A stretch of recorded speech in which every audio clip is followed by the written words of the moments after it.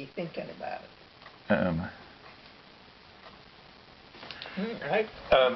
No, I'm not thinking about it. I just wanted to get the movie started. So, when did you? Was it always planned to go to Oberlin? I mean, you went to this girls' school, and what was the? Oh, you're taking your pill, huh? Down? Down. Good tasting. Yeah, I went to.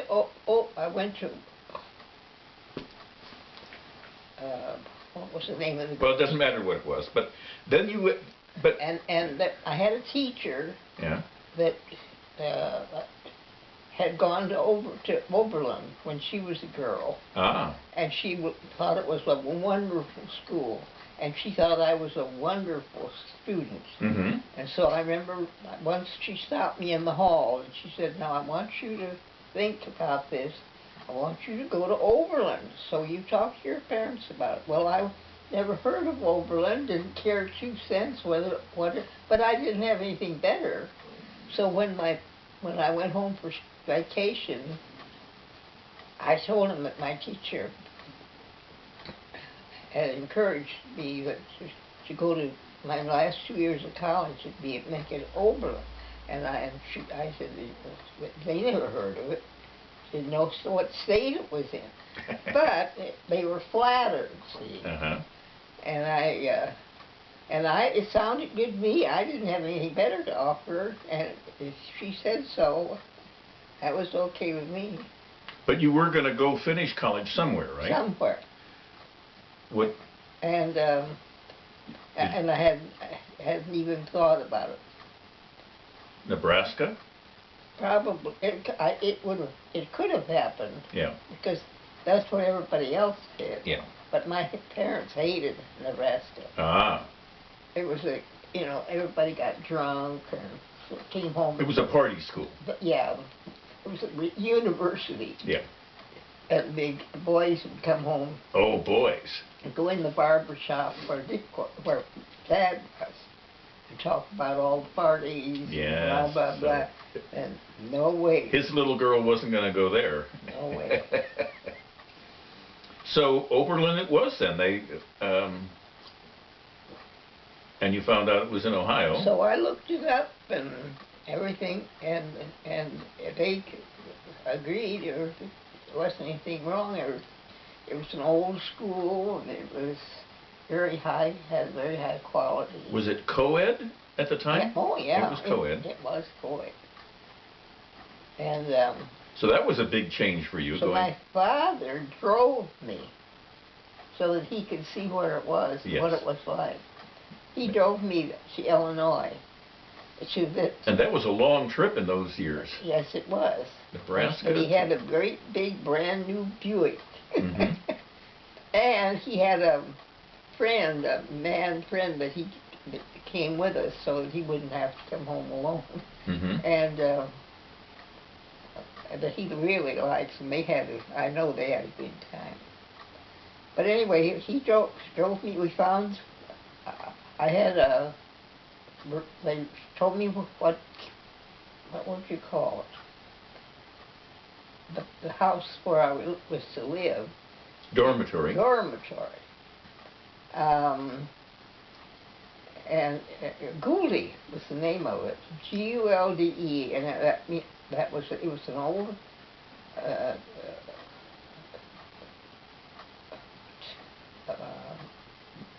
village house. And when I got there, Dad was introduced, and he thought it was nice because everybody was all the teachers were extremely, what's the word I want? Ladies, civilized, Yes. They were extremely refined. Refined. Yes. And played up to it. It was a small school, right, at that time? Oberlin. No. Oh yeah. Nobody had ever heard of it except people in Ohio. And But it was old. It was one of the oldest. I think it might have been the oldest school in the United States, college. Mm-hmm. And that gave it credibility because there have been good people working to have it that way. Was it? And I presume it was no problem to get in there. I mean, you had to apply and be accepted and all of that over the summer. Oh no, there's no problem. Yeah. And it was, I think it probably, I never talked about the expense, but I imagine it was much cheaper than going to university. But that wasn't the point, though. It was the surroundings and what kind of a school it was, because they heard all these stories about how much fun people had when they went away to college. Yes. Well, especially the big universities in the Midwest, like Michigan and Ohio, and those are just dens of iniquity. That's right, and they were then. So Oberlin was focused on the liberal arts, what they would call a liberal arts college? Yes, I guess you'd call it that. It was a small college, and but extremely top drawer, you know, and everything. Teachers were excellent and had reputations, and it was just a very high-class school for education side. Mm-hmm. And then of course I was given a room in this house with about, I don't think we had more than 12 or 15 girls. Mm-hmm. And because it was what it was a two-story old house. Just and converted they into a dorm. converted so that all the things that were possible were turned into bedrooms, and every bedroom had 2 girls in it. And no boys. Oh. This is long before co-ed dormitories. No. You know that these days they have co-ed dormitories. That was the reason everybody loved this. I mean, the students, they were all girls that I was with, but boys were there too, and that's what made it so great. Yes, you'd been 2 years at an all-girls school. Girls' school, right? Yeah, so this was that a big shock to be in classes with boys all the time? I wasn't with. Now, how was that? Well, you probably took courses where there was mostly girls. Or did they keep them separate? Were there any boys in there? There must have been. I can't remember, but isn't that terrible how my mind just covered over? It's like a big quilt over my mind. But it'll come back to me. Well, I can't even remember if that. I know it must have been co-ed? Co-ed. Well, of course, the next question I was going to come up with was, did you have a boyfriend at college? No. No? Oh, no. Who were your girlfriends in Oberlin? Well, I had some that were bosom friends that I could. Who was the chocolate? There was the Hershey chocolate. Well, that was in the one before. The one before. Marie Hershey. Funny, I thought about her the other day. I visited her. She lived in. It's a Far East city, which I forget now. Well, it's Hershey, Pennsylvania, probably, or close to it. Yeah, it's wherever the factory is. The factories were. I don't know whether they still are or not. So what did you study at Oberlin? Well, right now I can't think of anything. Probably continued with French and English, of course. No, I took German. German? Sometime during my college days, I studied Spanish, French, and German. I loved foreign languages, and it was easy for me. and I would select them, and they let me do it. I mean, the most I ever had was 2 at one time. But during these 4 years, I studied 3 languages. And now, back in those days, the liberal arts courses, there was probably economics and history and philosophy, but they wouldn't have started psychology yet. Oh, yes. Oh, they did? I had psychology, and I had, what was the one we gave before that? Philosophy? Philosophy and sociology. Sociology. Those are the kinds of weird things that Waterloo never heard of, you know. Well, and that's what comprises the liberal arts college. I mean, there's right. no medicine, no science, no engineering or any of that kind of stuff. They had music. They were strong on music, but I didn't take any music there. You quit playing by that time, playing the piano? Oh, yeah. I used to play when at the other school. But I had to go down in the basement all by myself to play. To practice? Violin and piano? No, just piano. I never did fool around with the violin. It never did appeal to me. I just did it to please my parents. Mm-hmm. So did your parents come up and visit ever at Oberlin? You went home for vacations. I went home for vacations. And when you graduated, you went back to Waterloo, right? Right. Presumably to live, or were you thought you would? Who knew? Yeah. Where else would I go? What year was this that you graduated? Was it 32? Let me think. I graduated from. It was 34, wasn't 34? it? Yeah. And then, so you were into the Depression. Yes. Oh, yeah. No jobs, but you got a lead to a job in.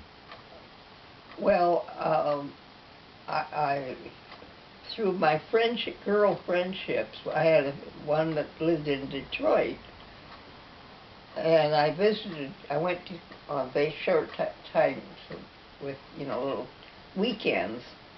We'd go up to her family, and she had a dear girlfriend. And the dear girlfriend, oh God, what was her name?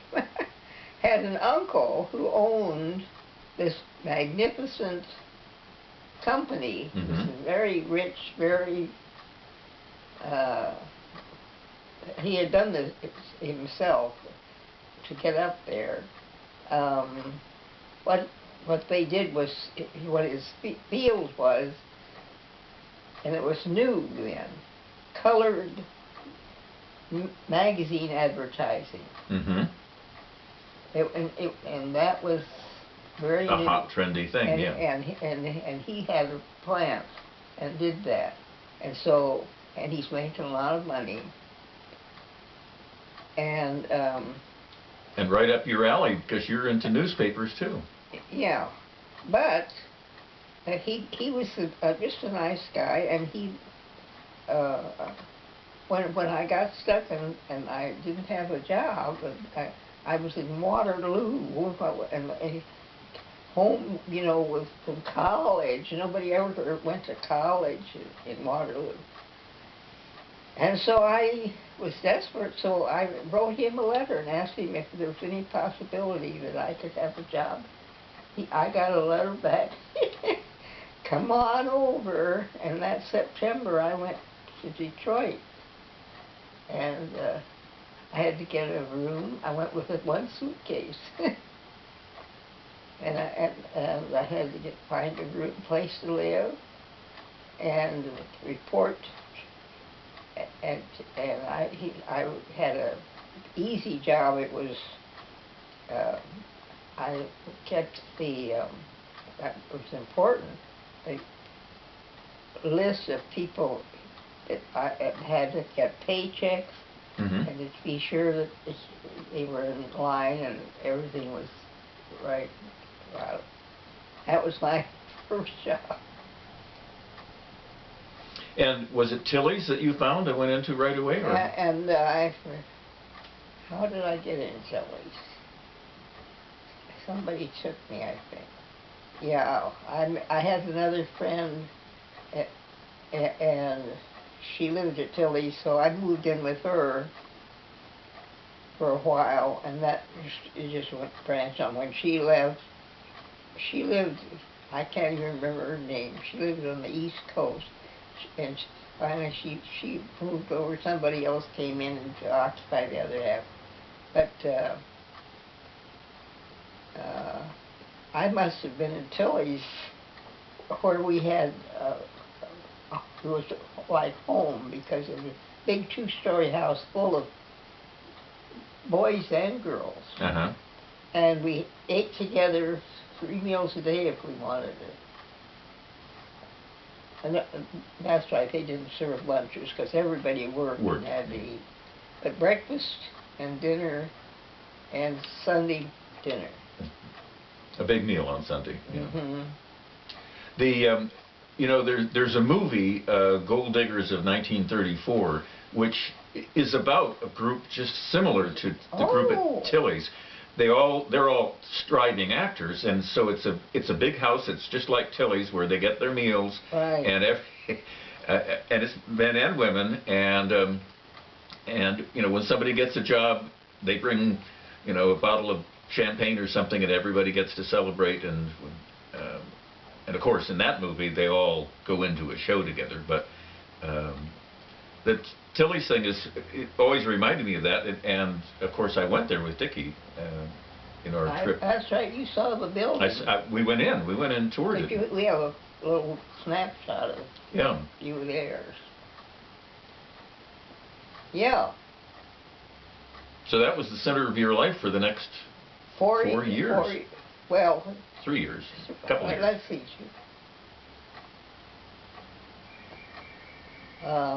It's about 3 years. 3 years. Dick and I were married in 37, I think. Mm-hmm. Right. And I was graduated in 34. Yeah. So a couple years in there. And the reason we got acquainted, it was his office. BH was across the street. Did you see that? Yes. Yes. I suppose it's still not there because it was just a two-bit place. And then so he worked there, and he and his buddy roomed behind Tilly's. So we all sort of saw each other. I really got first acquainted with Dick in the drugstore. Everybody, it was just a regular drugstore, but they sold ice cream. And there was soda fountain. They had a soda fountain. Yeah. And we would go down there simply to talk to somebody. You know, and it's like the teenagers these days go to the mall, right? And they just go to hang out and not to buy anything, just walk around and talk to people. Right, and it was Mr. Regular little drugstore, but it was always jammed with all of us because we were. But well, it was still a depression, and nobody had much money to do anything entertaining. No, it's terrible. How much were you making there at the job? Let me think. I think it seems impossible, but I think I got $15 a week. Yeah. And the lady that made out the checks felt so sorry for me. She was worried about me, and I think she got persuaded Pete, who was the big boss, to let me have $17 a week. Before I got out of there, I was making $17. Uh-huh. But I got along fine. Yeah. I got room and board, and in this big house it was $38 a month, I think. Mm-hmm. Yeah. You don't get breakfast for $38. Right. Oh, brother. How was it? the weather's completely different between Nebraska, the Plains states, and Detroit, which is on the Great Lakes, which was bitter cold and snowy in the winter. And Right. I mean, you have drifting snow in Nebraska, but it's a different type of Right. cold, I think. Well, I had a heavy coat, but I never had any new clothes. Nobody ever had any new clothes. You did a lot of repairs on the old ones? No, you just wore them.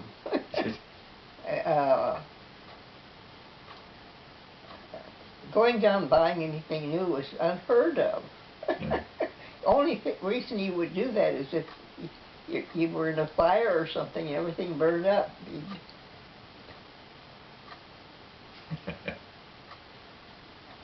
And so what did you do for entertainment in Detroit as a single girl? Did you go to movies? No. We went to movies constantly. We saw, and it cost 25 cents, and we had to watch that. I had to be careful that I didn't go overboard. We had for an emergency of some kind, and I'd like to have an extra dollar somewhere. But I think that most of the movies were only 15 cents in the daytime. Uh-huh. And that's a double feature. Yes. Double feature. And that's the main thing we did. I can't think of anything. Dances? Bars? Nightclubs? No. No, none of that. Yeah, that's what would take money, and nobody had any money. Nobody. You know, just to waste on that. So you made your own. You had parties and picnics and... Yeah. Just around meals. Had you started to play cards by that time, like bridge and any of that kind of stuff? Oh dear, what did I... I mean, I know when you were married that playing bridge was the big thing. The big thing. It filled up a whole evening. Right. Fairly inexpensively. Where you just you made popcorn and stuff like that, right? Or beer or wine and... Well, but you mean after we were married? After you were married. Because nobody really drank much. Again, money, you couldn't really... No, wine would be too expensive. It would be more than $1.50 a bottle. You couldn't afford that.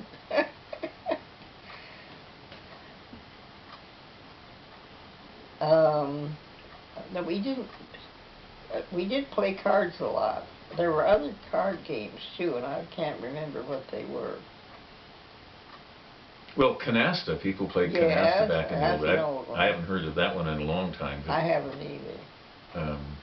I couldn't play it. Pinochle, possibly, but that's... People played pinochle.